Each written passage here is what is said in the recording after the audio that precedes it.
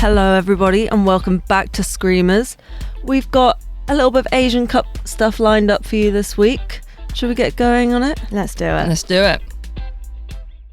So the Asian Cup kicked off on Sunday. It's going to be running for 3 weeks and hosted in Australia. Woo, woo, woo. 12 national teams. Quick rundown of the format. So there's 3 groups of 4 teams each. Mm-hmm. The 2 top teams from each group and the 2 best third place teams will be progressing to the quarterfinals. And it's doubling up as the Asian qualification stage for the 2027 World Cup, I think for the last time. Yeah, it's changing. I was reading it's going to become the qualification for the Olympics qualification tournament from like 2030 onwards, which seems a level of convoluted. Why not? That we don't need. But this time 6 World Cup places up for grabs, so it matters where you place, basically. In a tournament of 12, that is a lot of places up for grabs. Jeez. Defending champions China were the winners of the 2022 Asian Cup. North Korea are returning after some time away. First time since 2010. And I think they were pretty good before then, right? Yeah, they've won 3 times. So China are the team that have won it the most, but then North Korea and Chinese Taipei have both won it 3 times in the past. Wow. But do you remember when we were talking, like you put on the notice board a couple of months ago about North Korea's under-17s World Cup win and how they've been fueling investment in youth games? I think they started fueling senior women's, was like the first investment, and then there's like it's called sort of, I think Samantha Lewis at The Guardian called it the lost decade from like 2010 to 2020. But now the youth team investment has again, it's sort of like kicked because it's some of those players who have won those under-17 World Cups that are going to be playing at this tournament. But it was also a doping scandal, right? That I don't know the ins and outs of it, but they were banned for 5 years, I think. Okay. After 2011, and then I think one of them they just pulled out from. Yeah. Okay. The excuse, it was like they were given, they'd used some natural serum with deer glands in after being stung or something, was the argument, and people were like, no. I hate it when I by mistake use deer glands. I'm really interested to see them because I don't feel like we've seen much of them other than the youth stuff. So I have no idea how they're going to show up to this tournament. We don't really get to see any of them play other than the international competitions anyway. So they've got one player, Chloe Toussaint, who was part of that under-17 back-to-back winning World Cup team. And she was also the Golden Ball and the Golden Boot winner at the Under-20 World Cup. So she's a bit of a rising star. So I think it's going to be quite exciting to see her play. And they're the second highest ranked team as well. Despite not having played in international competitions for about a decade, somehow still maintains a top 10 ranking in FIFA. It's funny because of how many Australians and Matildas there are playing in the WSL. From the outside, it feels like, oh, Australia are just going to walk it. Yeah. But actually, when you start looking at all these different teams and their kind of quality and their track records, actually it does look like quite a competitive tournament. Yeah. And especially with the squad that Japan have, like they have so many great players, also ones who we see week in, week out in the WSL. It's going to be interesting to see Japan and Australia. I kind of am backing Japan. Yeah, I mean, can you guess, speaking of them players in the WSL, can you guess of the 26 player squad, how many from Japan and Australia respectively are in the WSL? Oh, okay, for Japan I'm going to go for like 14. 5? No. 15. Very different guesses there, and Honor is almost entirely bang on. Oh, wow. 15 players in Japan playing Oh my God, the WSL. I was thinking 15, but then I said 14. How many do you think for Australia? Oh. Again, 12. 15? You keep going 13. You keep going one under. They're all sort of players that we are shouting out week in, week out. Like Japan have got obviously Yamashita, Shimizu and Fuka Nagano at Liverpool. They've got Hasegawa, Fujino, Hamano, Miyazawa, Kikoseke, God, they are like stacked. That's not even half of them. There's so many. But then, yeah, again in Australia, there's so many players that are playing week in, week out in WSL. It's just, if those two teams meet, it's just going to be like WSL exhibition match. Yeah. So it's definitely a possibility that those two teams will be in the final together. I wouldn't be surprised at all. I think Australian football fans might be surprised because, I mean, they played the opening game against the Philippines and won 1-0. And yet you would not know that from the many takes from the Australian football fans that I've seen who are starting to question whether they'll even qualify for the World Cup. I mean, but you look at it, they've had basically no squad turnover since 2023. I think there's only, 2 players from the 2023 squad who aren't in this squad. One of whom's retired and one of whom's taken some time out from the game. Like, it's sort of like they're in that stage that England were in where it's like, well, where's the new blood coming from and trying these players? And obviously Joe Montemurro is going to be bringing different ideas, but it is a bit like, this squad probably needs a little bit of freshening up at some point. Yeah, it's like this Australian golden generation kind of feels like their last chance as a whole to win something. They haven't won the Asian Cup since 2010. And I think Sam Kerr's the only current player who was in that squad at that point. So actually this golden generation haven't got that sort of title to their name, which is surprising actually. Yeah, obviously they had great success in the Australia-New Zealand World Cup in 2023. Like they, I think, definitely impressed and outplayed all of people's expectations of them. But yeah, it'd be interesting to see if they can have something to show for this tournament. I mean, as a tournament, it also feels like the first test of the legacy of that World Cup, doesn't it? Because that was so huge and there were so many crowds. And obviously, part of the game, some of the games were in New Zealand as well. But the attendances, I think, were great for the opening game. I think the Australian games have sold well. But like, how will people show up for all those other matches? It's going to be interesting to see, because I think, regardless of their fortunes on the field, the Matildas have like driven growth in like the appreciation of football. They've been on the same journey that like, the Lionesses have driven the appreciation of it over here. 100%, yeah. But just without, you're right, without that kind of big win that England have had twice now. Twice now. Yeah, I think it feels like there's a couple of teams in the mix. You maybe say Australia, Japan, South Korea, and North Korea, probably the 4 you'd look at to be... I mean, but potentially then also, China. You can't ever count out China, can you? No, you can't count out China with their history. But after we saw them get beaten so brutally by England recently, I thought they looked really, really poor. They did, yeah. In every aspect of the game. Yeah. So. But also, you know, there's a bit like the World Cup, there's been a lot going on behind the scenes with equal pay and conditions for each of the teams. I think South Korea almost boycotted the tournament because of their treatment by their football federation.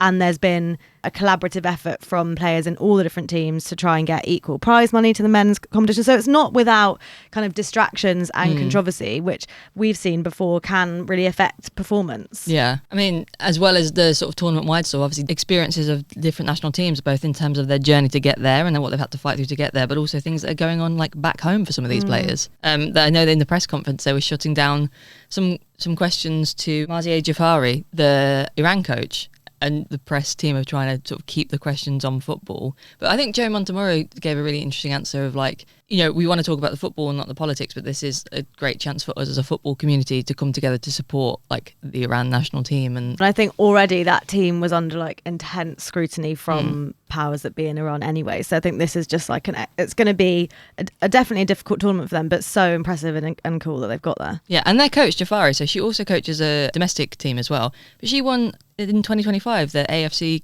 Coach of the Year. Wow. So like a sort of a rising star of the coaching game. And That's also, cool. Shout out to Bangladesh as well. They are the first time qualifiers for the Asian Cup and they're the lowest ranked FIFA team to ever have qualified. Wow. It's so exciting that they're in this competition. So like hopefully they get, you know, a good showing and some good matches. I can't remember which group they're in actually. They are in Group B, so with China, North Korea and Uzbekistan. Okay. So I mean, Maybe if we're looking at China place. and North Korea as quite tough opponents potentially, but who knows, they could get that third place spot. It's quite funny in a 3-group tournament when there's only 2 third places get through, you'd be the other one, be like, oh, for God's sake, come on. But I think all of the games, because it's Australia, they're all going to be nice morning games, and I think they're all being broadcast for UK viewers on YouTube. That's good. It is really good, isn't it? So I'm not saying like, you know, stick it on your screen at work, but if you can get away with it, you can stick it on your screen at work. But also, why not? But also, why not? More football. Why are you trying to avoid football, everybody? And I guess not to make the Asian Cup all about us, but given that there's a lot of players from the WSL missing, which clubs do you think it'll have the most impact on, losing those players for 3 weeks? I mean, it's going to have a huge impact on Arsenal because we have so many Australian players. Yeah. And also, I don't actually know yet when all our games are being rescheduled for. Oh, yeah. But we have 2 WSL games in hand, but which have to be fitted in somewhere. So you'd hope not while basically half the squad's away. They're going to just like come straight off the plane and run to, well, probably to Boreham Wood where they get rescheduled for, and just be like, we're here, guys, we're here. Yeah, Arsenal have 3 players away. Brighton have 3 players. City have 4. Spurs have 3. Everton have 3. West Ham have 2. Like there's loads. Newcastle have a player out there. London City Lionesses have 2 players. And Liverpool, of course. Yeah. I mean, again, not to be biased, but I feel like Fuka Nagano has basically been our midfield all season. So I am quite concerned about if Japan go the whole way, that we're missing her for 1, maybe 2 matches. I mean, yeah, especially as the squad depth at Liverpool, as we've spoken about, it actually is improving, but it's not at the likes of Man City or Arsenal. So yeah she is a real clutch player for you. So. Yeah. Whereas City are probably happily watching Mary Fowler sort of get some of her first consistent football and be like, yeah, come on, girl. Oh, enjoy, Mary. Yeah. It's so perfect for her. I really think they're positioning her to be the sort of the next Sam Kerr, aren't they, in terms of like that star of Australian football. 100%. I think she's kind of on that pathway already with huge brand deals, and she put her book out. Yeah. Fashion Week. Now she just needs to win a tournament on home soil. So the first of England's 2 World Cup qualifying fixtures in this window is coming up tonight, Tuesday night, against Ukraine. Not in Ukraine, as it may be obvious to state, but it's going to be played in Antalya in Turkey.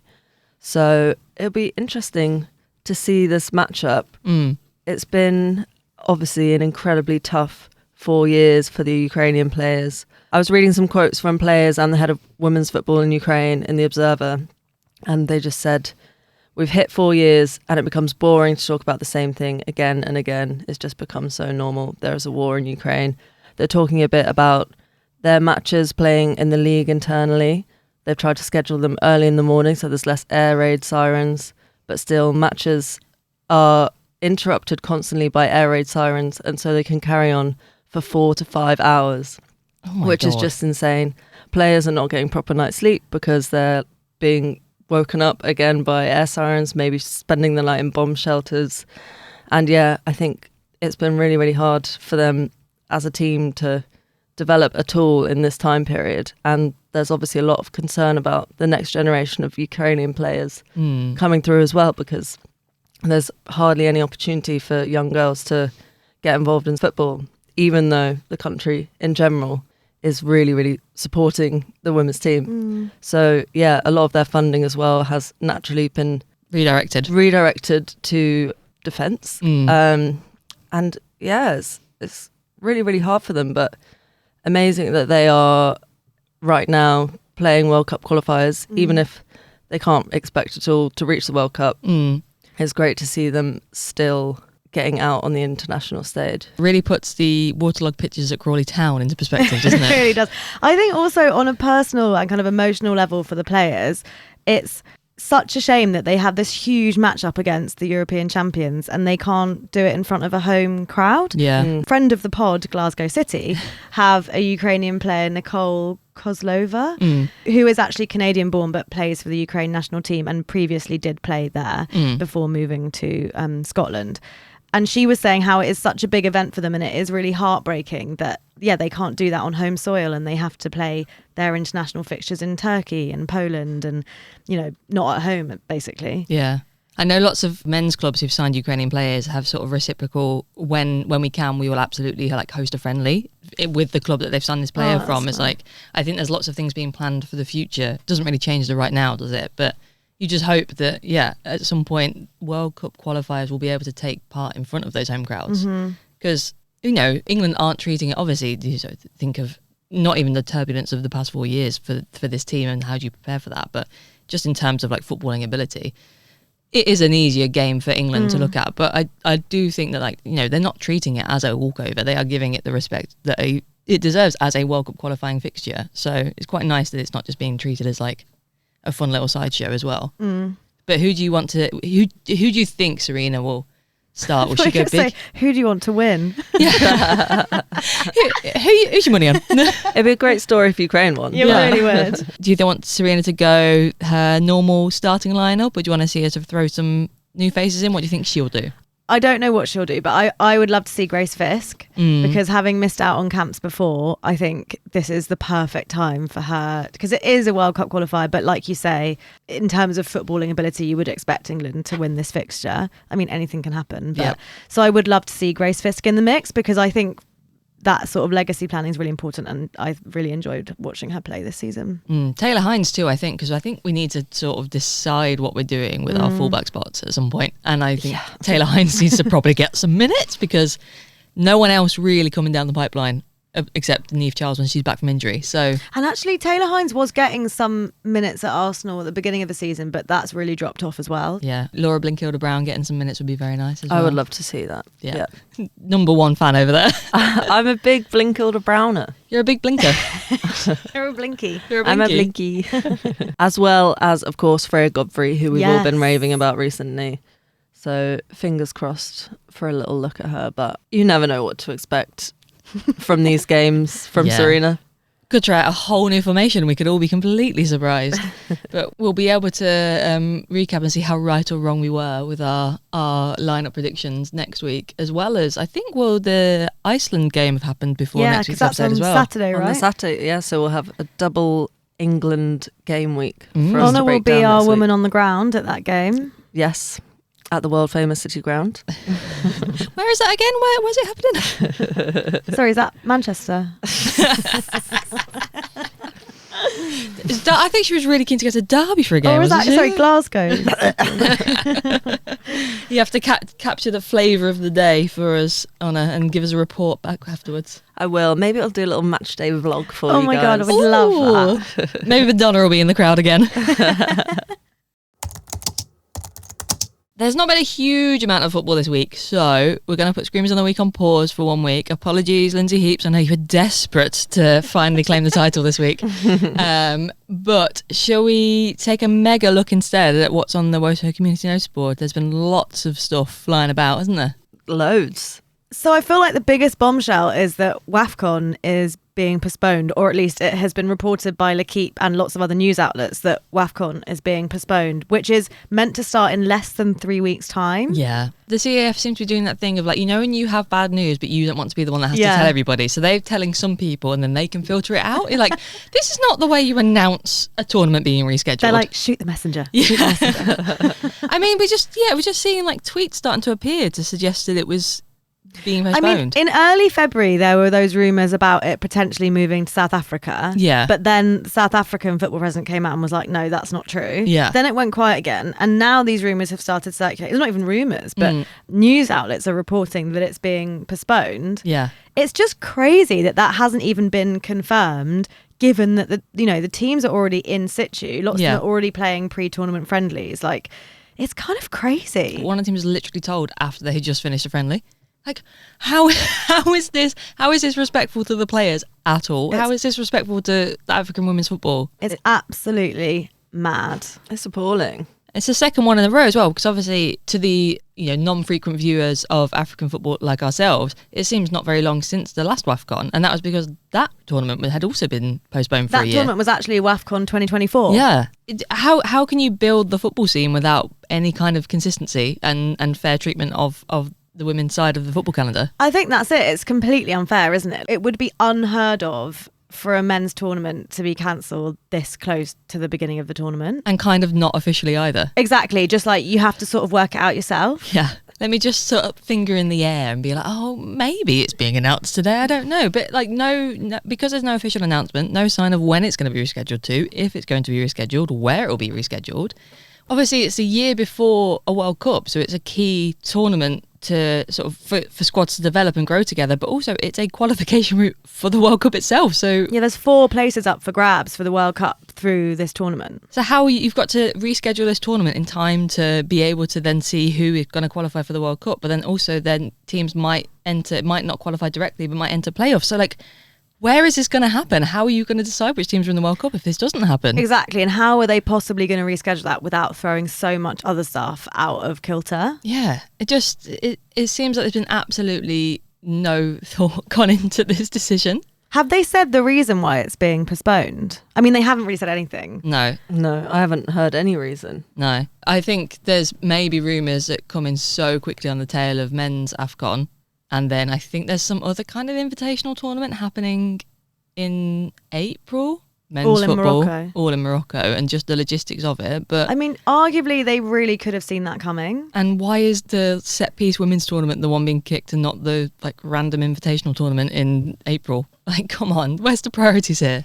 I mean, I think it's really obvious where the priorities lie. Yeah, which is, and we were looking forward to it. We know we'd learned our lesson from last WAFCON. We were not going to talk down on Nigeria's possibilities of winning it. And now we'll have to wait. So more updates on that next week. Maybe we'll have more answers or official confirmation, or maybe we'll still be hanging on, waiting to find out. Who knows? It could be a saga that plays out quite a long time. Speaking of sagas that have been playing out for quite a long time, do you see Mary Earps has given a new interview saying, maybe I kind of cocked that whole book rollout up? I'm not sure she quite said that. I think she just said, yeah, maybe the timing was a bit off. I think she said she wouldn't have necessarily released it as soon as she did. She said, I said something like, well, I was retiring internationally, it felt like the natural next step to release the book. And maybe not, Mary, but I guess I can sort of see the thought process there. What I didn't like was that she said this was her first rodeo with cancel culture. 0 out of 10 would not recommend. It's like, no. You literally brought us upon yourself. This is not cancel culture in action. This is you being quite 0 out of rude. 10 would recommend not being rude about your coach and team members. Yeah. It's crazy. Well, it feels like she's still maybe misreading it a little bit.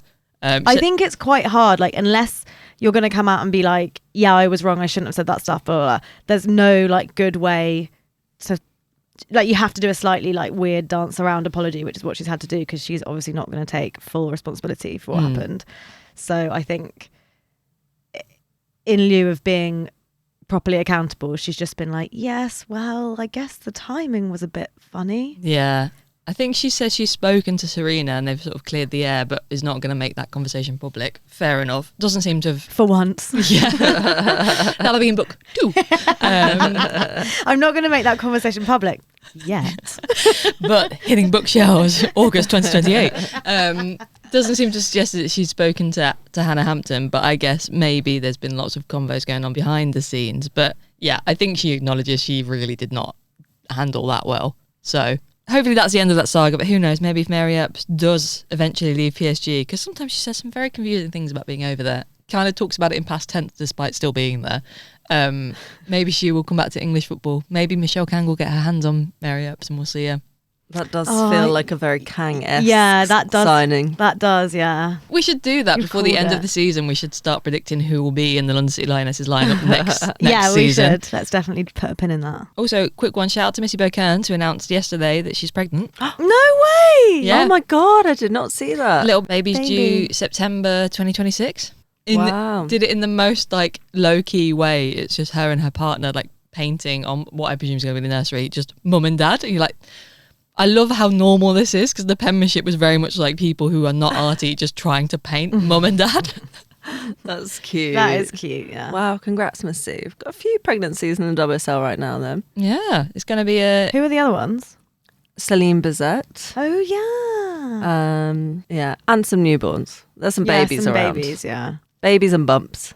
That will really fit in nicely with the family angle for the WSL, won't it? I really go for... I can already see the campaign they're going to be doing with them both. Anything else for the notice board? I guess another big one, whole raft of changes. IFAB have had their latest meeting in what looked like some castle somewhere and decided a whole raft of changes that are going to come in. Some of them will affect sort of football generally. Some of them are going to be trialled in certain leagues or certain competitions. I think... in Canada, they're going to trial this new offside rule, the daylight rule, where an attacker has to be like your whole body has to be offside. Wow, I love that because Steve's like this is rubbing hands. The tight calls, especially with VAR, when it's like half a toenail, they can be so subjective. And I'm like, that's basically onside. Yeah, it's so frustrating. So that'll be interesting. A whole body is a lot. I think Stina Balatenis is going to shoot to the top of the Golden Boot chart, and maybe the WSL Linos will have an easier job with it. And they're going to expand how long a player has to stay off the field if they receive treatment for an injury up to a minute, which I kind of think, I mean, yeah, you might stop people unnecessarily time wasting, but if you're actually injured and you need treatment, then why should you be punished by being off the field for a minute? Yeah, I think that's A minute's a long time in a football match. Like, a lot can happen. Yeah, I think 30 seconds is enough. Yeah. Just leave it at that. But the big one for the WSL is sort of in the same consideration of how to stop time wasting in games is what I've seen some people say should be renamed immediately the Rachel Laws rule in honour of Liverpool's finest. To stop goalkeeper time wasting. If a goalkeeper goes down and gets treatment on the pitch, then an outfield player will be removed for a minute. Again, sort of a similar punishment because you can't take your keeper off for a minute, I guess. So you'll have to. It's to make that sort of, I guess, the parity of a player being off the field for a minute. But absolutely no detail as to how they're going to decide which player goes off. Is it going to be like a consultation as to who? So it's like the goalkeeper goes down because they're injured. Then once they get up and start playing, someone else has to come off for a minute. Yeah. That's so how funny. are they going to choose? Roulette wheel? Vote of hands. You're not playing very well. Get off for 1 minute. Coach, I'm tired. I'll go off for a minute. It's fine. I think they should do one of those spinny wheels. I mean, add to the drama. Yeah, or just the coach can have an app being like random selection. Yeah. Or get the mascots involved. You know, like Gunnosaurus has a little tombola, and then we'll like pull one out. We're gonna reduce time wasting by just adding on a whole whole show in the middle of the game. I like the idea that the field would just open up beneath some of them, and then one would just drop down. Or like an ejector where they ejector seat. where they get ejected up into the sky. Someone's just landing somewhere in Highbury, like, shit, I've got to get my way back to the match now. It's quite, I mean, it's interesting because obviously it feels like that has become such a major point of the discourse in the WSL this year about sort of goalkeeper timeouts. To an extent, I'm like, it is being a little bit overplayed. It's kind of always been part of the game. Yeah, I'm surprised it's become such a big thing this year because it's been happening, for years. And it seems like the coaches that sort of the loudest about it are the coaches of teams where their goalkeepers also do it very frequently. Yeah. Those in glass houses, Sonia, bumper store, should not be throwing stones. But it'd be interesting to see. I don't think they've said specifically how long the trial will last, presumably a season, and whether it gets rolled out to other leagues, whether... Well, the other thing they're discussing as well, which I think they're trialling in a different league, but I don't know where, is that instead of outfield player coming off, the coaches aren't allowed to use them as tactical timeouts, which again is another way of tackling it, and maybe a slightly neater way. Yeah, that feels a bit more valid because otherwise... It's kind of random just to take someone else off. Yeah. Oh, sorry, you've run into the post and possibly concussed yourself. Now your striker's coming off. Of course the WSL gets like the chaos trial. I mean, we'd be bored if it was any other way, wouldn't it? So I look forward to referees absolutely losing track of everybody. I'm so excited to try and guess which person has to come off. I would imagine they're going to probably take off a striker or something for a minute because it feels like you can go a minute without trying too hard to score a goal, but you don't want to be taking off your centre-back for a minute. But also, I wonder whose choice it's going to be. Yeah. Maybe it can't be the selected. referee, right? Who knows? It's already so random. Because if you're trying to reduce... I guess it's not the same trial as the one about reducing coaching, but if part of it is that you want to reduce any coach's input... Yeah, it's not like, it can't be like tactical in that way. Otherwise, it just defeats the point. It has to be random. So weird. Maybe it'd be the closest player to the keeper. Or closest player to the ref. Everyone's like, the other way. I feel like tag on the field to get rid of them. Stuck in the mud. You're it. Kim Little's just spinning away from all of the... You've not got me yet. I feel like there's just going to be more frustration as well, because even now when a player is injured and then has to go off the pitch for like 30 seconds before they can go back on, and then officials seem to be kind of losing track of time and coaches are like, let them back on, and the player is like, let me back on. It's going to be like this where it's like the outfield player is off for a minute and then they're like, can I go back on now? Can I go back on now? And then it's just like, yeah, in a second. Do you think it would be cumulative? Say your keeper gets treatment, stands up, and then sits back down again and gets more treatment. Will you then have two players off? Oh my God, imagine. Oh God. Two players left on the pitch. Just if the match is going really, really badly, could you just, as a keeper, stand up and sit down and get treatment? It's going to turn into like ice hockey and rugby with like the sin bin. Yeah. Well, they were trialling that, weren't they, in some youth leagues last season? I don't know if there's actually been a report on how that went, the sin bin. I think it was only for sort of talking back to the ref. I don't think it was for anything sort of physical. But can you imagine that in the bloody WSL? Katie McCabe never see the pitch again. Honestly. Anything else, guys? One interesting thought starter from Susie Rack in The Guardian. So the MLS, the men's league in the USA, is switching to a winter schedule to align with European leagues, meaning the NWSL is probably, of the major leagues, NWSL is one of the last holdouts for the summer schedule. And Susie Rack was doing this piece sort of exploring like what the impact that will have on the NWSL. There's some stadium sharing, which you would think in theory makes that easier, but when the men's playoffs happen will be when the season's starting for the women, so that could be quite difficult. But she was saying, what if we go really radical and just make all women's football summer seasons? Completely change it, move away from a winter schedule. What, and then put like the World Cup and the Euros and stuff like in the off season? Yeah, it was very much sort of a start of a 10 or what if kind of article, and ran through sort of the pros and cons. Obviously the pros, you would have more broadcast slots dedicated just to women's football, less competition for sponsors, they might want to get involved.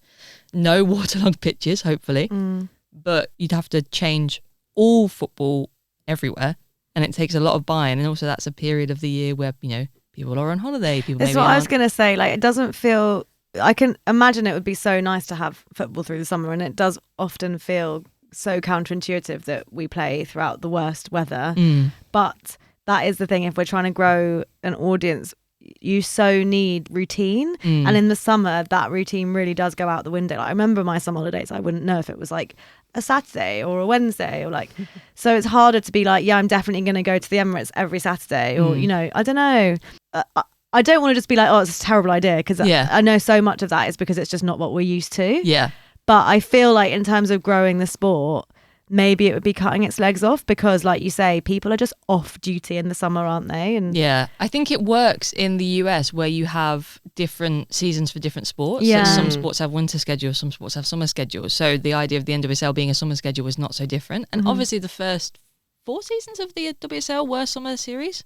So it's not... That's true, yeah. Not something that's never happened over here, but I guess because football... But it hasn't happened since women's football has been something that people are really engaged with. Yeah, and it doesn't feel... I think there are definitely cases where some things in women's football have just been copied wholesale without necessarily thinking about it from the men's game. But I guess when football has such a massive following in, and not just in the UK, in Europe in general, it is natural to align with that kind of expectation of when football happens. Just feels like so much of our society is geared around that September to September year, like school, and then because of like universities, and like because of that so many other places like the Parliament, like everything is kind of on that sort of academic year schedule. Kind of feels like it would be such a break from the norm and harder to kind of follow as a journey if it didn't fit into that timeline. Yeah, I feel like that timeline is just so ingrained. Baked into the collective consciousness of the UK.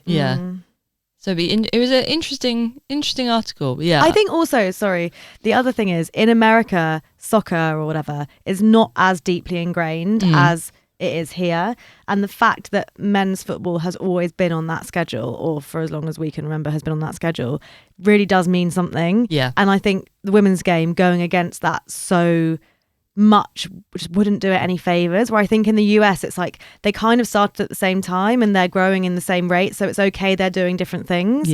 But here I think to go against the grain would just not do the sport any favors. I think people love, don't they, having the summer reserved for tournaments. Yeah. And it feels more like a holiday and more like an event. It's that British thing of being outside of the pub with your pints and the huge screen, and like, I don't know, it's just... And if you moved all Women's World Cups to being in November, I just don't think you would get the same attention. I think that would be the biggest miss, because it's like when we had the Men's World Cup in Qatar a few years ago, and that was in December, and it was just weird, like so bleak watching it in the dark at like all sorts of hours in freezing cold situations or in cramped pubs. And yeah, everyone loves a tournament summer. Yeah.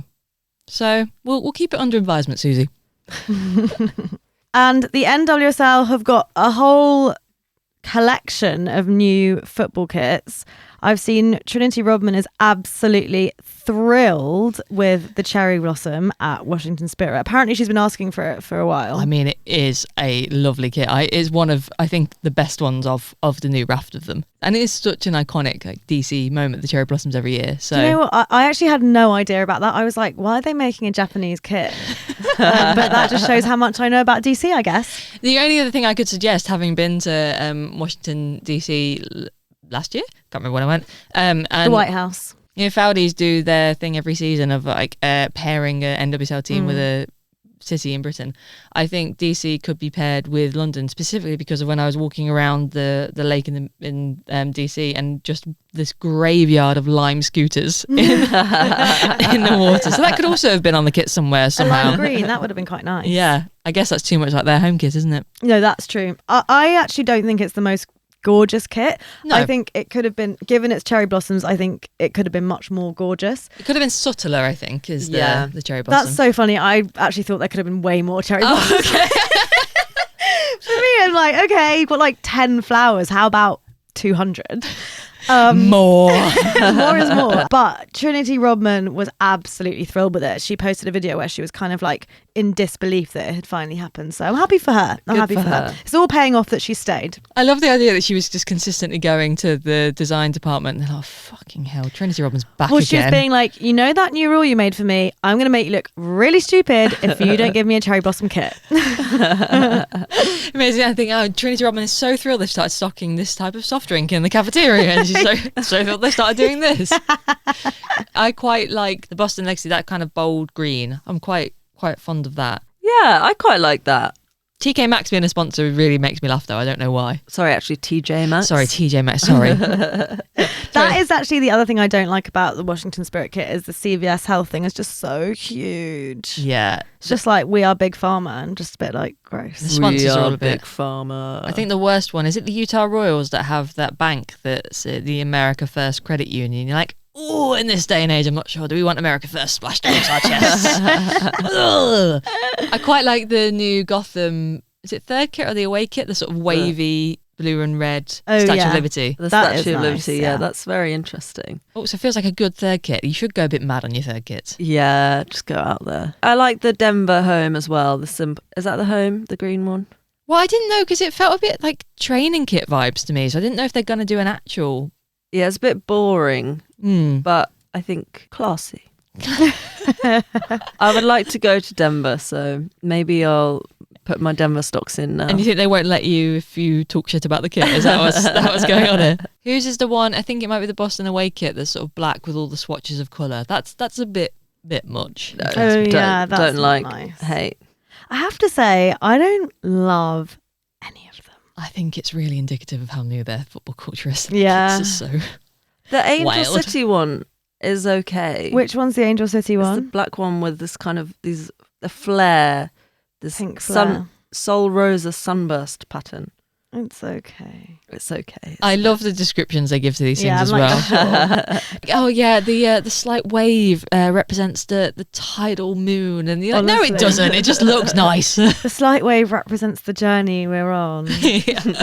Please. It's the sunset over Palo Alto. Like, no, it's not. It's not. It's not I that at do all. like the new Denver Summit badge. badge. Yeah. I think that's really nice. It feels very much like quite vintagey. you go into sort of like a skate shop or an outdoors Yeah. shop, like, and get it on a backpack It's like or a a cap. patch. Yeah. Yeah. Denver, if you're listening, I would like a sort of 5-panel cord cap with that patch on.